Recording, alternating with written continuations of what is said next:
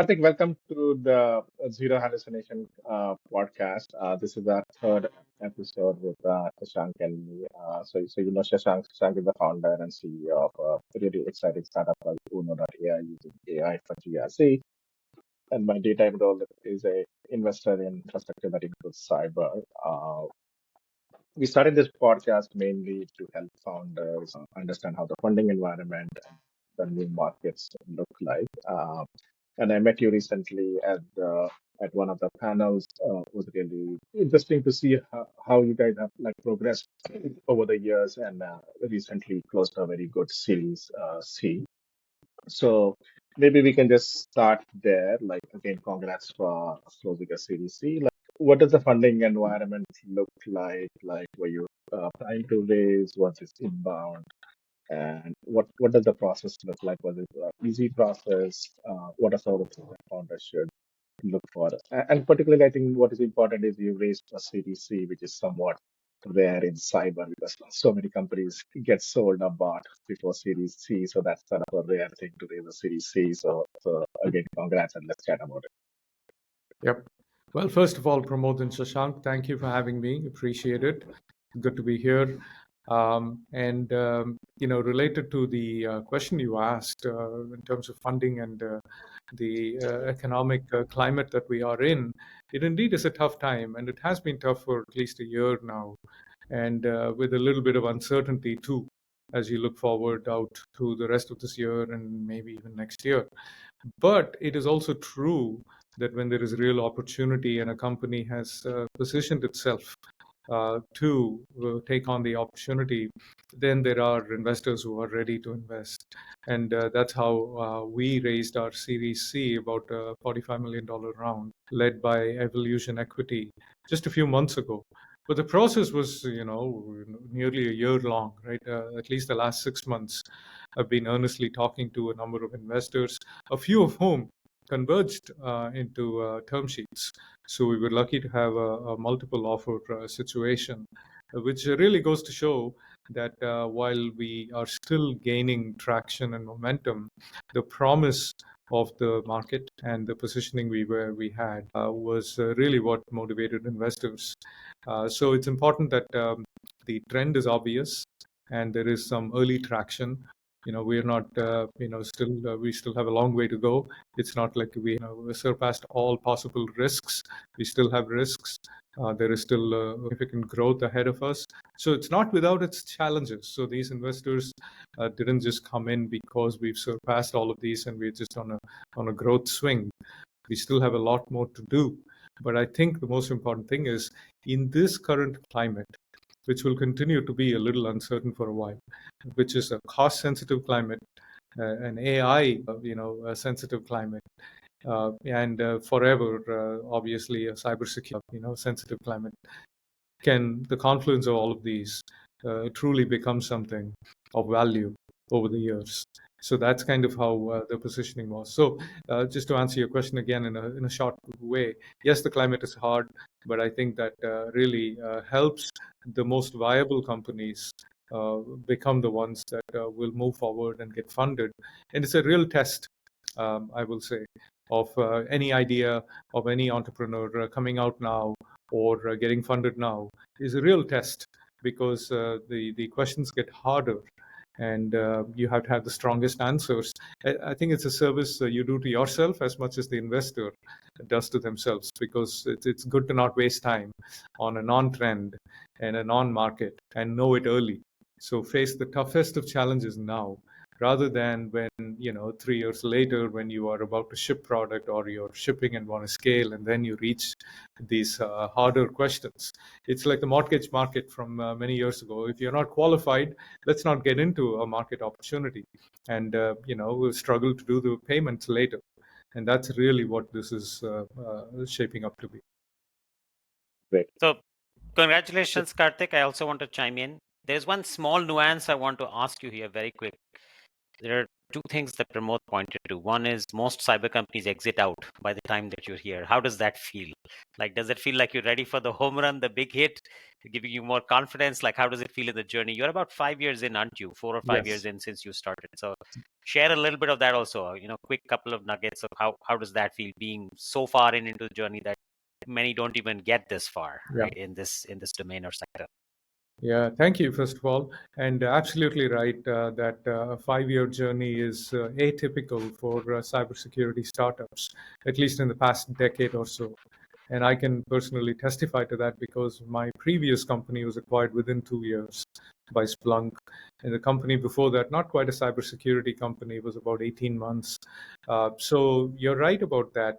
I think there is a phase in a company's life cycle where the technology is under development and is shaping up enough that a larger company thinks of it as a strategic opportunity to purchase and productize. Now that needs to be very technology heavy, and it needs to be built in a direction that is also amenable to being integrated. So a lot of factors apply. Now you then exit that phase a little bit, and now you're in what we call a growth phase, early growth, let's say, early growth phase.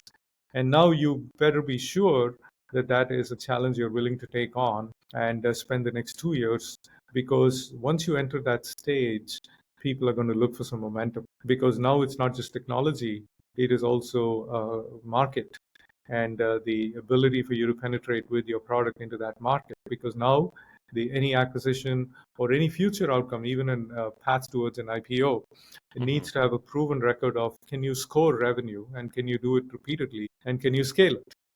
So now a different set of criteria have applied. So yes, we are ready for that challenge. And in fact, this is what my team is working on right now. It is certainly not easy. I'll tell you that upfront. We haven't solved our problems yet. We're still in the early growth phase. So there's so much more to do. But we feel like we are ready and we want to do this. So hopefully we'll get there, whatever it there is. Fantastic. Well, good luck on that. And sort of the interest rates are still high, and investors are looking for like rule of 40 and profitability. Right? So did you face some of that where investors were really sort of tagging you with some of the public companies, giving you some of the multiples back to see look for like a rule of 40? Did you see some of that? Or, I mean, did you see more of that, some of that, or were you still looked at as an early growth and mostly being priced and invested based on the growth? Yeah, that's a good question. And yes, short answer is yes. Every investor we spoke to this time around over the last 6 months for Series C was very interested in our growth model, our operating plan, our path to profitability, theoretical path to profitability, and therefore our burn rate, efficiency, go-to-market efficiency, which is covered in the magic number, right? The magic number and the rule of 40 kind of tell you how you are, how efficient you are, capital efficient you are in terms of growth. Now, this is not just a financial metric. Initially, I kind of thought of it as, we were not ready to be inspected at that level, because I never, until last year, paid attention to, even though I knew where we were. What I mean to say is, by not paying attention, I didn't make that a priority. Getting to a magic number of one, and understanding our rule of 40 number, and capital efficiency overall, that was not my focus. My focus was logo acquisition, top line revenue growth, repeatability, keeping churn low to zero. Those were all focus areas. But during the Series C conversations, every single investor pointed out, that our burn rate needs to kind of get better. We need to get closer to one or exceed one. At some point, you've got to have a target from a magic number standpoint. So I learned that this is the phase that everybody and I should be really fixated on. Companies' performance, the cash, and the path to profitability. Should we pull that lever, right? So now I'm very, very cognizant, and my operating plan has been sort of reverse engineered back from if I were to hit magic number one by the end of the year, which shows go to market efficiency, what should my burn rate be? And therefore tweak my headcount and revenue accordingly. So there are different levers to pull. So I can either, aggressively hire and not meet the magic number, or be very cognizant about hiring, reduce my spend, at the same time increase the revenue opportunity. But revenue is not just a lever I can pull and increase. It will only happen at the pace at which we've set ourselves up for. So all of these levers pulled in a certain direction or multiple different directions yield a certain output. So that's what I'm tracking to. The key is not really fixating on a number. So I'm tracking gross margins. I'm tracking, overall GTM efficiency, only sales and marketing, only sales efficiency, magic number, rule of 40. All of these are being tracked much, much more diligently than ever in the past. And I believe this is the right year to do it. So the investors are right. But having said that, the investors who converged and offered us term sheets acknowledged that we need to put some more discipline into this and get better, yet put those term sheets together, knowing that we will get there or believing that we will get there. And I think we will. But the fact of the matter is, there are so many levers, some of which aren't entirely, it's like a big ship's rudder. You don't turn on a dime. It takes a while and you got to build it. So unless I've got a certain pipeline, I cannot impact a certain revenue. So that is a lever I cannot really adjust quickly. Headcount, I can slow down. I can increase at the right time. Again, headcount is spread over 12 months, the cost of it, right? It's not the monthly impact isn't that high. So all of these levers have to be well understood, but it is extremely important that this year onwards, any company like us has to be very cognizant. It is not, rampant growth at all costs, because unless you have a repeatable model, even the COGS, right, on a gross margin, if you are spending too much on underlying infrastructure, whether it's AWS or Snowflake or whatever it is you use, now that's an opportunity for engineering to scale the platform better, so your underlying costs are not this high. And that's what kills, even bigger companies, who many of whom I have worked for and I know, who have had software platforms and transitioned to cloud platforms, but the software efficiency for the cloud wasn't really there. So the gross margins were really, really poor. And that's not a business model you can sustain. In SaaS, you got to have gross margin in the 80s.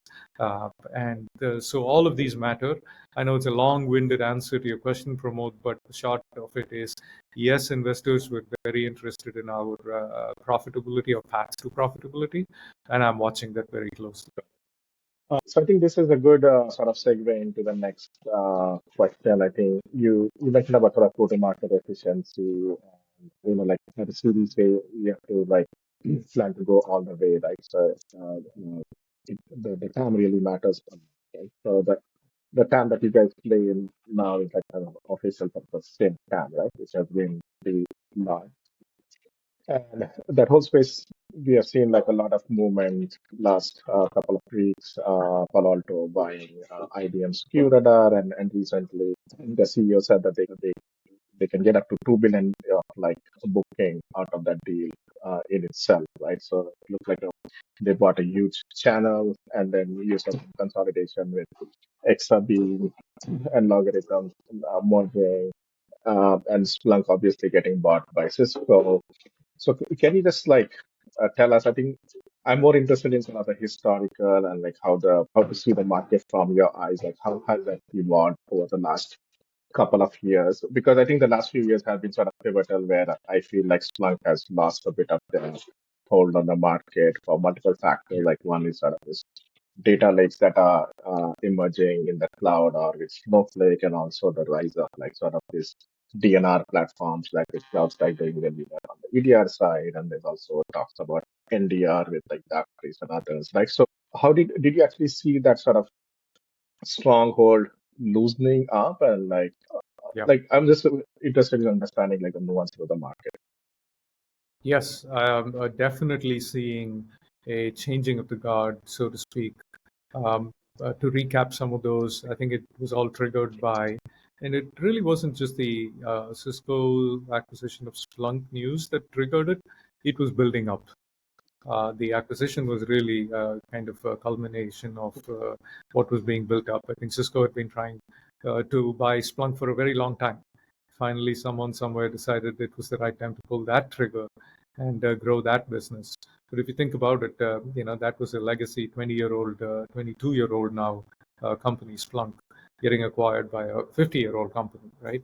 Now, if you are the next CISO of a company that's breaking out and becoming $1 billion revenue company, would you want to, go to a legacy company like that was built for a non-cloud era, or would you go with something that has been built for the cloud with AI as a fundamental, piece of the building blocks rather than an afterthought? So that's really what I think we are betting on. Is the trend is certainly to go get something more modern.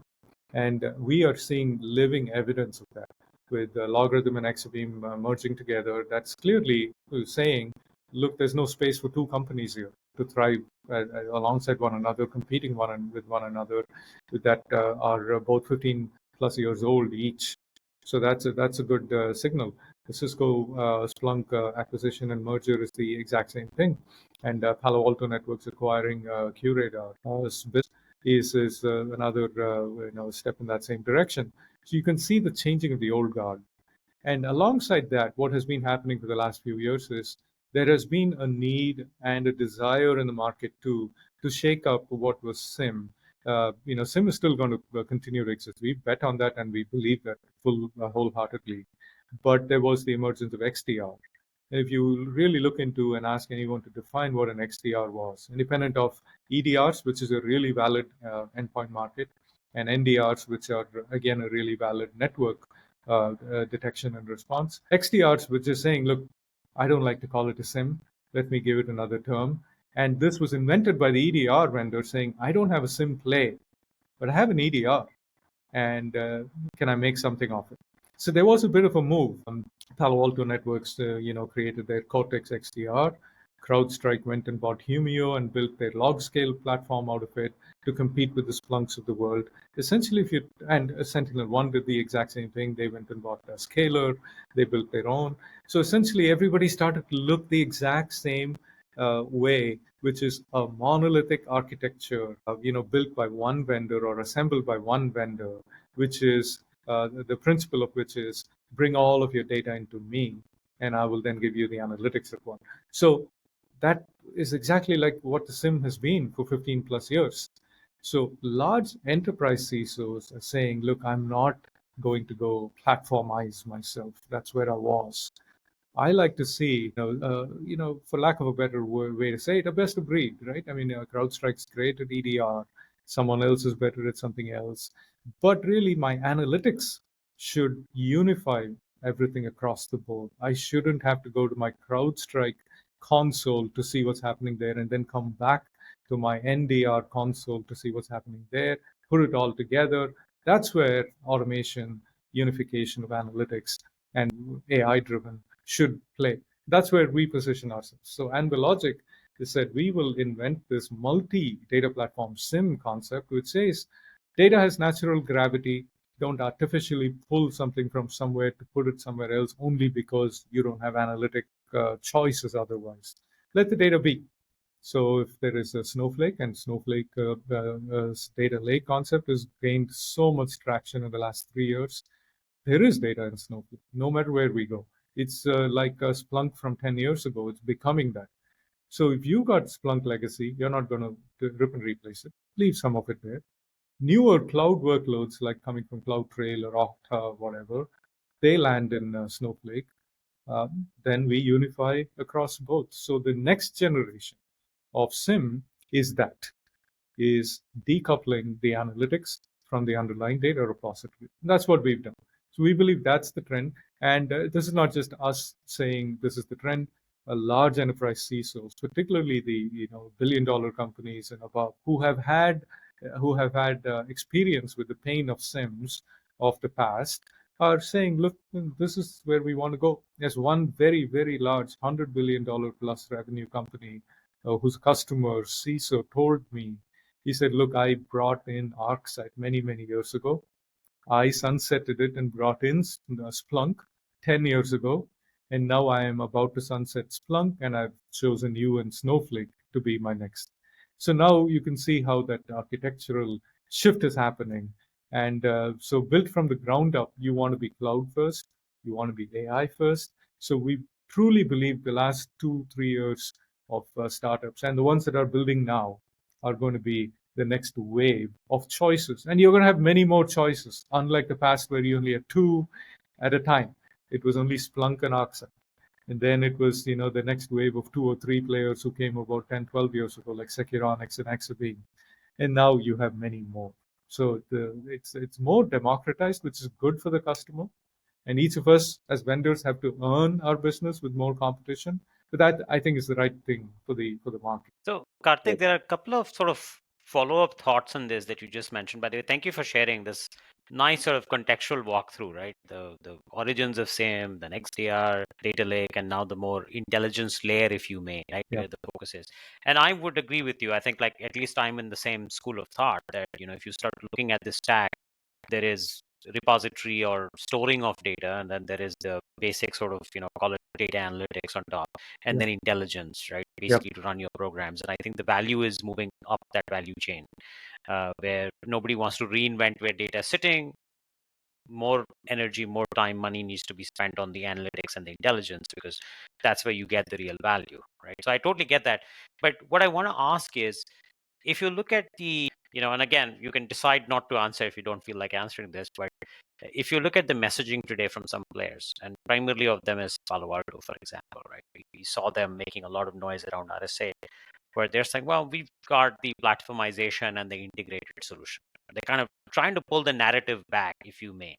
Like, don't worry, I'll integrate it in the best way, and I will also store it in the best possible way. Plus, I've got the shiny new AI with me as well, and everything else in the middle, right?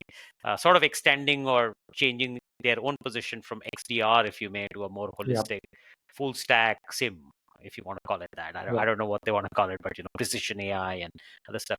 How do you view that, the narratives? Platformization, I'll give you everything, beautiful, nice, pristine, clean, versus what you are saying, democratized, federated world of, people are going to continue to pick different things, different pieces of the puzzle, and that's not changing. In fact, the wind is already in that direction, is what you are sort of alluding to, right? So what's your take on that? Anything you would like to share?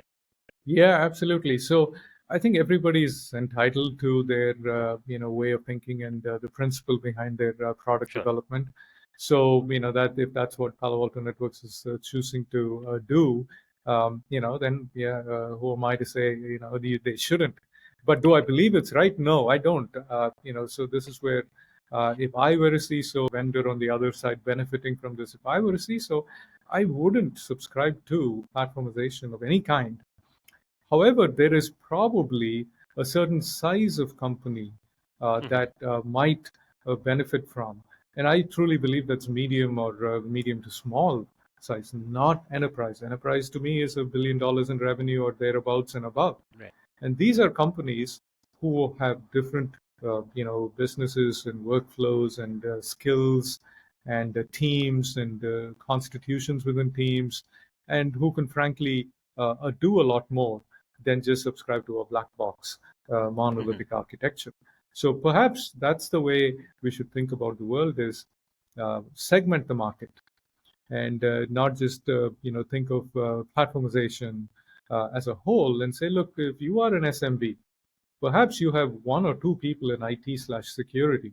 You could benefit from a whole lot of automation with one platform that reads everything for you and builds everything for you, and just go with it. Yeah, perhaps. But if you are an enterprise, if you are a billion-dollar company, you've got thousands, tens of thousands of employees, and 2, 3x more endpoints. I don't think that's the right strategy at all. You are definitely going to have multiple flavors of cloud, probably even endpoints, and definitely authentication and cloud products that you subscribe to and use, and a combination of on-prem and existing legacy logging and possibly SIMs. You're going to have to coexist.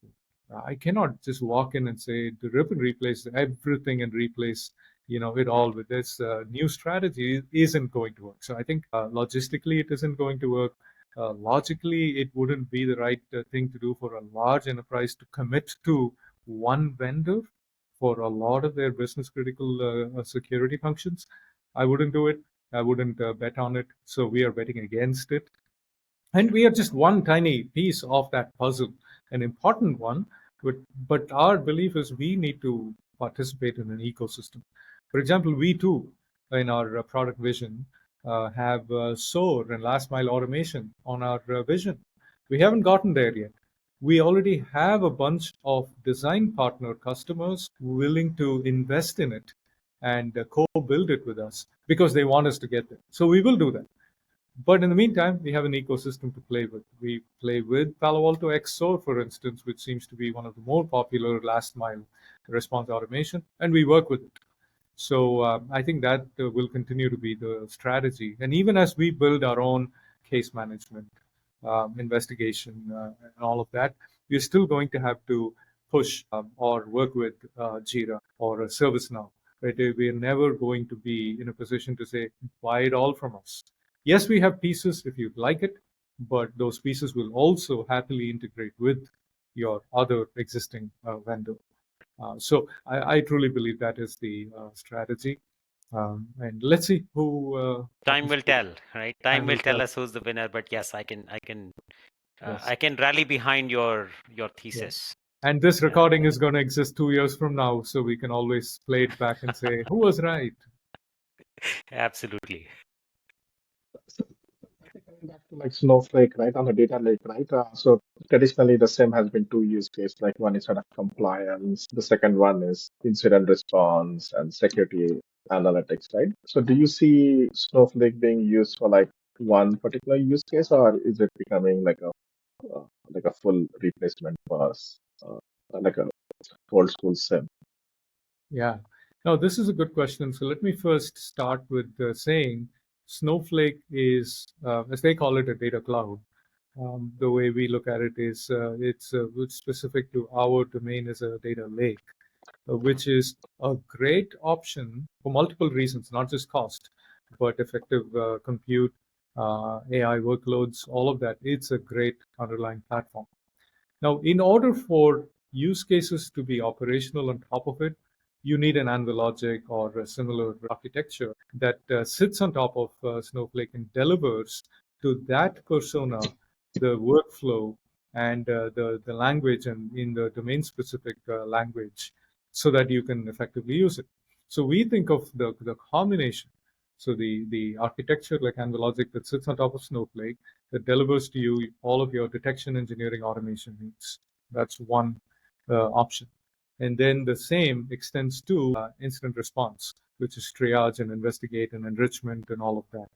Now that's again a component architecture, Anvillogic on top of Snowflake. Now in the middle there or on top there, you could have a third component of the architecture too, which is pipeline, right? Where's the data pipeline coming from? Now, we built our own pipeline for some use cases and for some data sources, but companies have their own pipelines too. They can have their own development on open source like Kafka, or they may have a Cribble. So these are the components that we have to work with. Data pipeline, either ours or third party. Analytics and all of the workflows and automation, Anvillogic. Data lake, where the data goes to bed and is available for third-party compute too, if you'd like, for your data scientists, for instance, to have a notebook like freeform experience, or for compliance reasons too. Right? So that's the component architecture. Very simplistically put, I think it's three pieces: the pipeline, the analytics, the lake itself. So that combination is what gives you detection engineering or triage or incident response or whatever. Snowflake by itself is a piece of that puzzle, an important one. And I'm glad they exist because it's become a very viable platform in lieu of a Splunk, for example.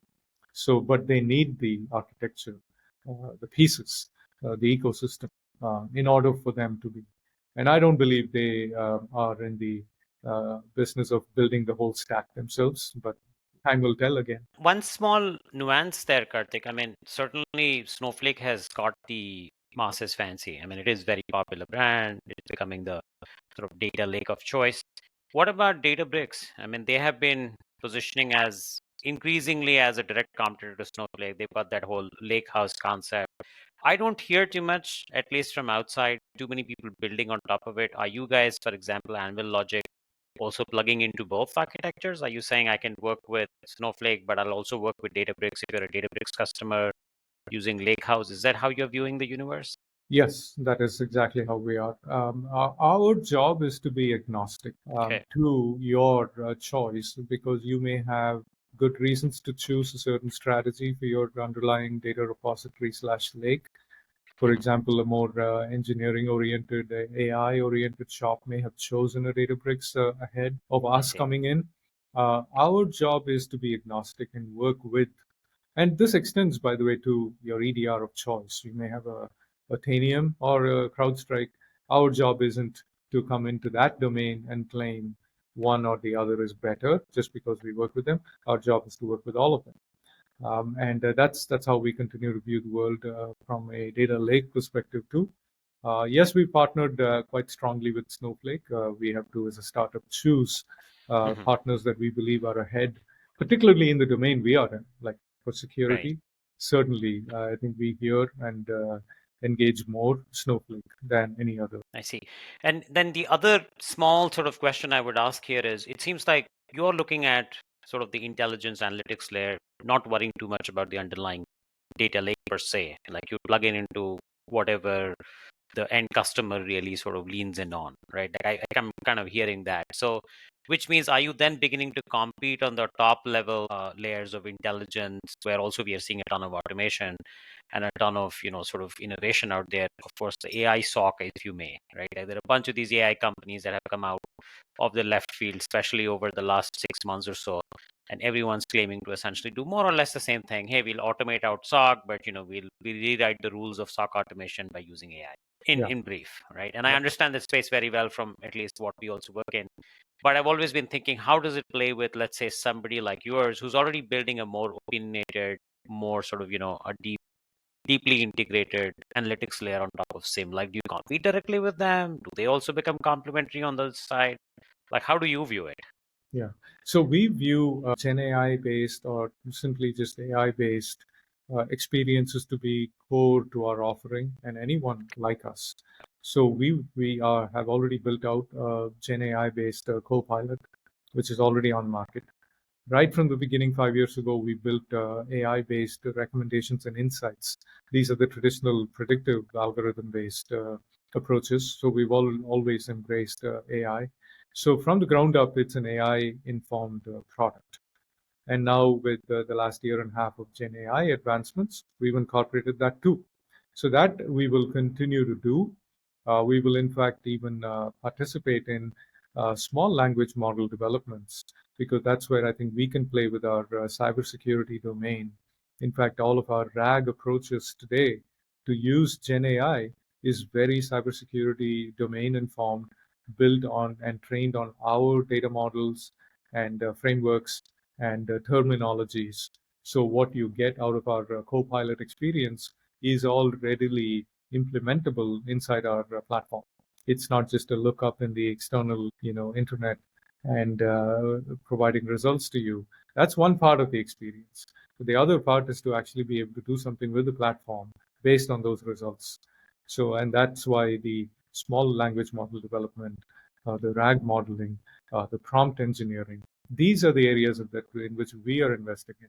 So we can leverage the LLMs, but the LLM world is going to be confined to a few big, very large players who have their own clouds and can afford to spend that kind of money. Our best efforts should be in the domains that we are in.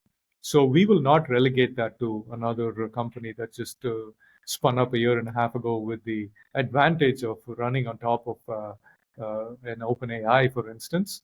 That's just, we think of it as a widget layer. Really, the core of it has to be in frameworks, the actual domain of detection engineering and incident response, without which the barrier to entry to build out that shell is so low You can have 100 companies saying, look, everything's Gen AI, then all of your results are going to be the same too. There's no differentiation because we're all using the same LLMs. Domain knowledge is going to drive specificity and controllability, and that's what we do. So AI has been and will continue to be a big part of what we do. So if there is a co-pilot out there, I want it to be ours, not someone else's. Fantastic. Well, strength to you. I'm sure with all your current fundraise and all the excitement, you're going to lead the market there as well, right? Thank you. With force. Appreciate So it. absolutely. Pramod, back to you.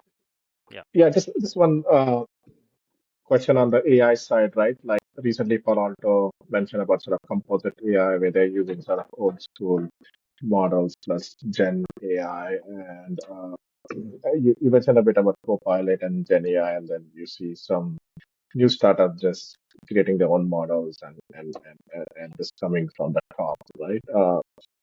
So just a question for you, like from what you have seen, like these guys are coming from the top and you guys are sort of coming from the bottom, right? Like how important and is it for those guys to sort of get exposure to tickets, start getting the data and tune the the models eventually versus you guys are coming from the bottom to get exposure to the models, like use the power of the models. And is this just a race of like those guys coming to the bottom and you guys going to the top, or you think you guys have a lot more sort of structural advantage compared to those guys just coming from the top using models? I think we do because we have access to the data and the workflows. Being a SaaS platform, seeing hundreds of customers use our platform. I'll give you one simple example. Even before Gen AI came up, just an example to make a point. We have what is called a maturity scoring inside the product. It is a composite score on a 0 to 100 scale, but it is made of different components inside of it, like data feed quality or detection coverage or productivity.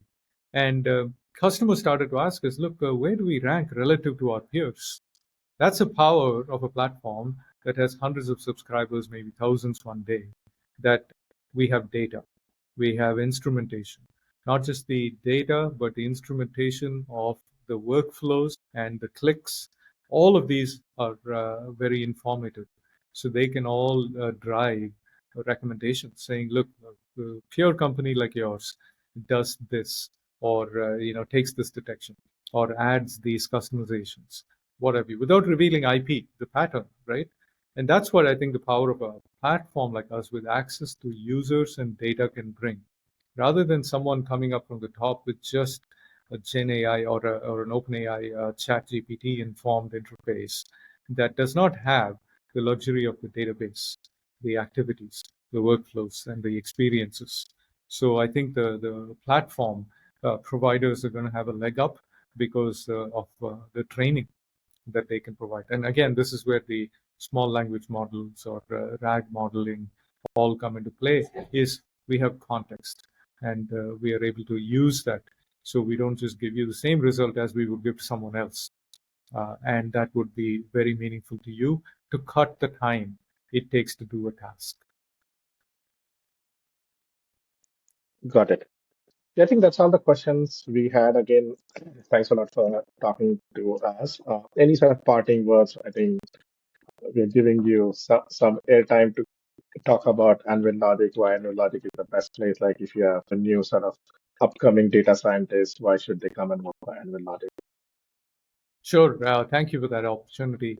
Really simply put, the way we position Anvillogic is, and this is coming straight from how our customers are viewing it and why they're buying product, is there is a time, and that time is now, where an enterprise needs to rethink its SIM strategy given the options of today.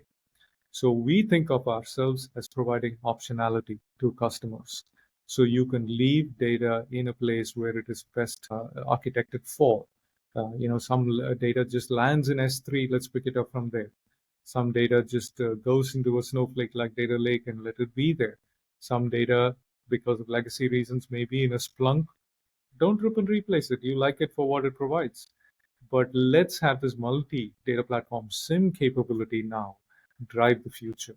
And by doing so, not only are you modernizing your architecture, but you're saving significant costs while doing so. Large enterprises are motivated by that.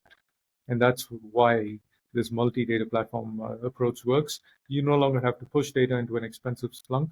You can take it to a Snowflake, and you still get the same or better benefits on that multi-data platform architecture. So that's really how we think about it. I think all enterprises should be thinking multi, and if you are, then we'd love to chat with you. And Karthik, just one more thing before we wrap up. Where will people find you? So, everyone who listens to this learns about this stuff. They want to talk to you, learn more. How do they find you? Well, we have all of this information and contact info on our website, www.anvillogic.com. We have a big social media presence, particularly on LinkedIn.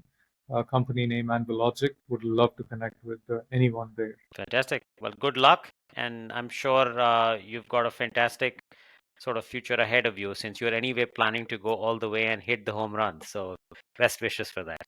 Thank you, Shashank. Pramod, thanks for inviting me. Really appreciate this airtime. Great, Thank you. congrats. Thank